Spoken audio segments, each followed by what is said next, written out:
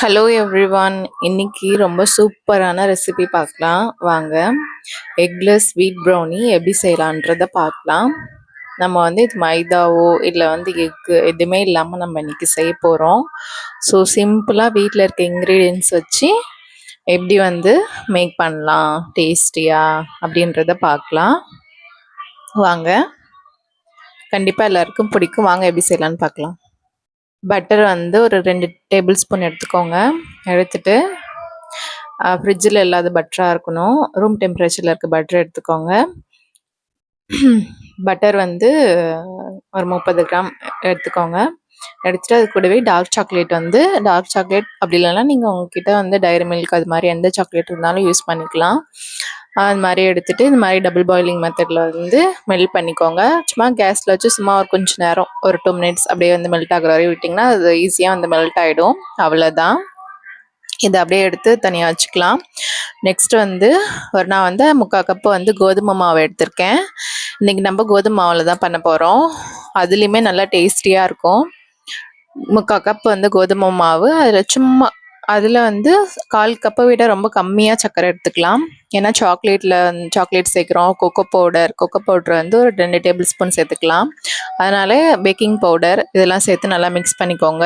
சாக்லேட்லாம் சேர்க்கறதால ரொம்பவே வந்து இனிப்பாக இருக்கிறதுனால நம்ம சர்க்கரை வந்து கம்மி பண்ணிக்கலாம். உங்ககிட்ட ப்ரௌன் சுகர் இருந்தால் அது கூட ஆட் பண்ணிக்கோங்க. நெக்ஸ்ட்டு வந்து காய்ச்சி ஆற வச்ச பால் வந்து ஒரு 1/2 கப் சேர்த்துருக்கேன். அதை நல்லா சேர்த்துட்டு நல்லா மிக்ஸ் பண்ணிக்கோங்க. நம்ம இன்றைக்கி பீட்டர்லாம் எதுவுமே யூஸ் பண்ணாமல் தான் செய்கிறோம். ஸோ அதனால் வந்து நீங்கள் ஈஸியாக வீட்டிலே ட்ரை பண்ணி பாருங்கள், நல்லாவே வரும். இது கூட நம்ம வந்து சாக்லேட் சிரப் சேர்த்துக்கலாம். சாக்லேட் சிரப் சேர்த்துட்டு நல்லாவே வந்து மிக்ஸ் பண்ணிக்கோங்க. எந்த வித கட்டி இல்லாமல் நல்லா வந்து மிக்ஸ் பண்ணிக்கோங்க. ஏன்னா பேக்கிங் பவுடரில் இருந்தால் கட்டியாக இருக்கும். ஸோ அதனால் வந்து நல்லா மிக்ஸ் பண்ணுற அளவுக்கு நல்லா கட்டிகள் எதுவும் இல்லாமல் நல்லா வந்து இந்த மாதிரி வந்து ஒரு பிளெண்டர் வச்சு ஒரு விக்ஸ் வச்சு நல்லா வந்து மிக்ஸ் பண்ணிக்கோங்க. மிக்ஸ் பண்ணிவிட்டு இந்த மாதிரி வந்து ஒரு ரிப்பன் கன்சிஸ்டன்சி வர வரையும் மிக்ஸ் பண்ணிக்கோங்க. இந்த மாதிரி கன்சிஸ்டன்சி வரணும், அது வரையும் மிக்ஸ் பண்ணிக்கோங்க. மிக்ஸ் பண்ணி நம்ம ஒரு ட்ரேக்கு மாற்றிடலாம். இது மாதிரி ஒரு ட்ரேக்கு மாற்றிக்கலாம். நீங்கள் வந்து குக்கரில் கூட பண்ணலாம். குக்கரில் வந்து ஒரு 35 மினிட்ஸ் ஆகும்.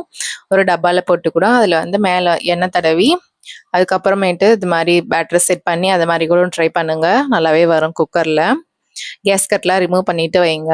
இது மாதிரி ஏர் பபிள்ஸ்லாம் ரெடியூஸ் பண்ணிவிட்டு இது மாதிரி ஒரு டூத் பிக் அது மாதிரி வச்சு இது பண்ணிக்கோங்க. ரிலீஸ் பண்ணிவிட்டு அது மாதிரி டேப் பண்ணிவிட்டு செட் பண்ணிக்கோங்க. ஏன்னா அப்போ தான் வந்து கேக் வந்து சமமாக வரும். இல்லைன்னா ஒரு பக்கம் மேலே ஒரு பக்கம் இதுவாக வந்து பள்ளமாக அது மாதிரி வந்துடும். ஸோ உங்ககிட்ட என்ன நட்ஸ் இருக்கோ அதை வந்து மேலே வந்து டெக்கரேஷனுக்காக போட்டுக்கோங்க. மேலே சாக்லேட் கூட போட்டுக்கலாம். நட்ஸ், ஆல்மண்ட், குக்கீஸ் எது இருந்தாலும் வந்து நீங்கள் போட்டுக்கோங்க. மேலே நான் வந்து டார்க் சாக்லேட் யூஸ் பண்ணியிருக்கேன். நீங்கள் உங்ககிட்ட என்ன சாக்லேட் இருக்கோ அதை யூஸ் பண்ணி டெக்கரேஷனுக்காக போட்டுக்கோங்க. அப்படி எதுவும் உங்களுக்கு பிடிக்கலன்னா கூட சிம்பிளாகவே விட்டுருங்க, நல்லாவே இருக்கும். நான் இன்றைக்கி ஓவனில் தான் வச்சுருந்தேன். ஓவனில் வந்து ஒரு 50 மினிட்ஸ் வச்சுருந்தேன். ப்ரீஹீட் பண்ணிவிட்டு 10 மினிட்ஸ் ப்ரீஹீட் பண்ணிவிட்டு 15 மினிட்ஸ் வச்சுருந்தேன். பாருங்கள் எந்தளவுக்கு வந்திருக்குன்னு சொல்லிவிட்டு. குக்கரில் பண்ணிங்கன்னா ஒரு 35 மினிட்ஸ் ஆகும். நான் வந்து ஓவனில் பண்ணதுனால 15 மினிட்ஸ்லேயே முடிஞ்சிருச்சு. டக்குன்னு நல்லாவே வெந்திருந்துச்சு கேக்கு. இது மாதிரி பாருங்கள், நல்லா வந்து ஒரு மேலே வந்து நல்லா பார்க்குறதுக்கே நல்லாயிருக்கு. கோதுமை மாவில் செய்கிறதெல்லாம் ரொம்பவே ஹெல்தி. கிட்ஸ்லாம் ரொம்பவே நல்லா அழகாக சாப்பிடுவாங்க. வீட்டில் பண்ணி கொடுத்தா கிட்ஸுக்கெலாம் ரொம்பவே பிடிக்கும். மஸ்ட்டாக ட்ரை பண்ணி பாருங்கள். நல்லா ஆறுனதுக்கப்புறம் ஒரு 10 மினிட்ஸ் 15 மினிட்ஸ் நல்லா வந்து கூலிங்காக நல்லா ரூம் டெம்பரேச்சர் வந்ததுக்கப்புறம் கட் பண்ணி சர்வ் பண்ணுங்கள். ஃபஸ்ட் டைம் ட்ரை பண்ணாலுமே நல்லா பெஸ்ட்டாக வரும்.